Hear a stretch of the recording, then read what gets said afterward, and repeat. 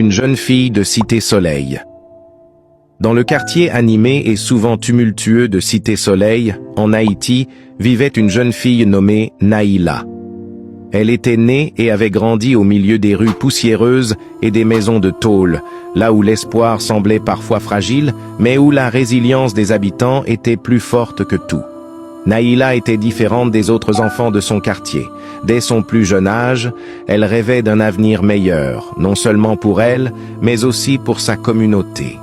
Sa mère, une marchande de rue, travaillait jour et nuit pour nourrir sa famille, tandis que son père, un ancien pêcheur, avait perdu son travail après le passage d'un violent ouragan.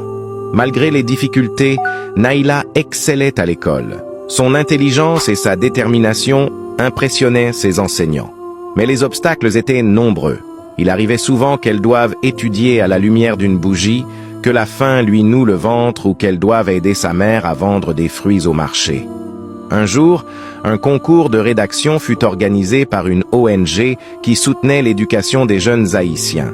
Le sujet portait sur « Mon rêve pour Haïti ». Avec passion, Naïla rédigea un texte émouvant dans lequel elle décrivait son rêve de devenir médecin pour soigner les enfants malades de son quartier, qui n'avaient pas accès aux soins.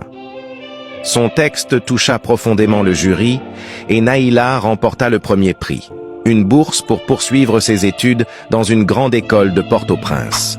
Ce fut le début d'un long voyage. Malgré la peur de quitter sa famille et son quartier, elle saisit cette opportunité avec courage.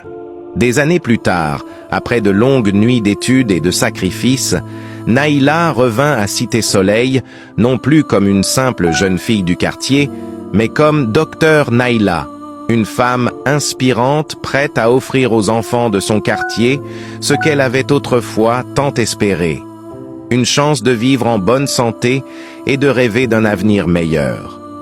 Cité Soleil n'était peut-être pas un endroit facile à vivre, mais grâce à des personnes comme Naïla, l'espoir y brillait encore plus fort que le soleil. Encore moi,